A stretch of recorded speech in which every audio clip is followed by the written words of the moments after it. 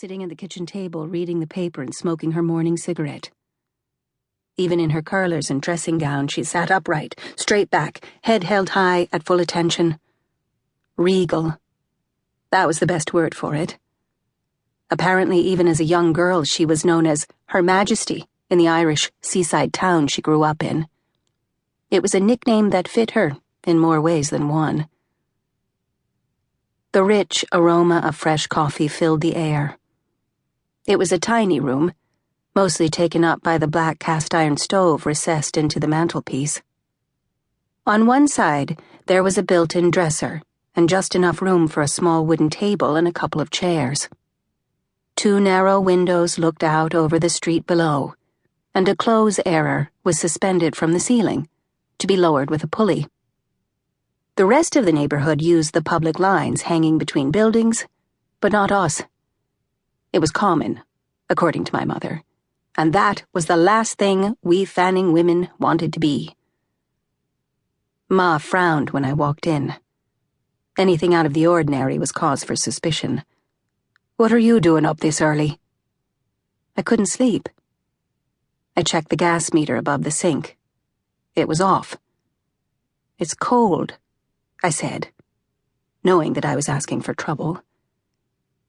She shot a long stream of smoke at the ceiling, a combination of exhaling and a world-weary sigh.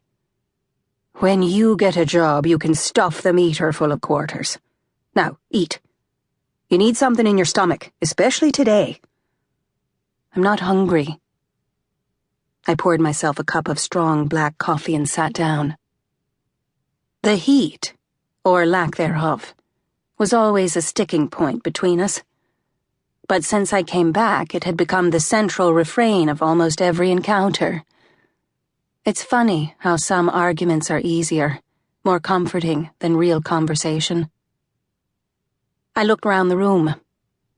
Nothing had changed except for the Roosevelt campaign leaflet pinned on the wall with the slogan, "Happy days are here again." Otherwise, it was all just as I remembered it. Above the stove were 3 books.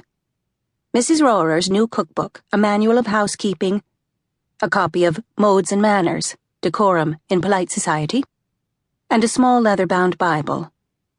Our entire domestic library. Next to that, displayed on the dresser shelves, were my mother's most precious possessions: a photograph of Pope Pius XI, a picture of Charles Stuart Parnell of the Irish Nationalist Party, and in the center of this unlikely partnership, a small wooden crucifix. Below, my framed diploma from the Catherine Gibbs Secretarial School took up the entire shelf.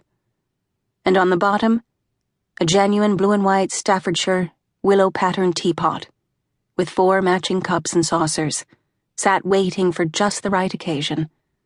A wedding gift brought all the way from Ireland. "So," Ma decided to get straight down to business, "what are you going to wear today?" "My blue dress. Maybe with the red scarf." "Really?" She sounded distinctly underwhelmed. "That dress isn't serious enough." "Serious enough for what? It's only an employment agency." She ignored my tone, folding the newspaper neatly. It would be saved and used again, to line the shelves of the icebox or wash windows, maybe even to cut out patterns for clothing. I used to wonder what it felt like to waste something. As a child, I couldn't imagine anything more delicious or sinful than the extravagance of throwing things away.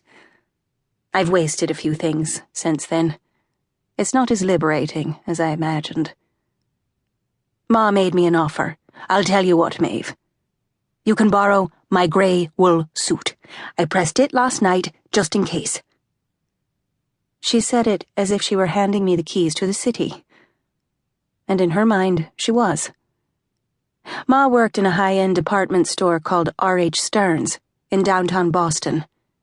She'd been there years in the alterations department, working as a seamstress. But her real ambition was to be a saleswoman. More than anything, she fancied herself a fashion advisor to wealthy women. The kind of society mavens with enough money to buy designer gowns and a different fur for every outfit.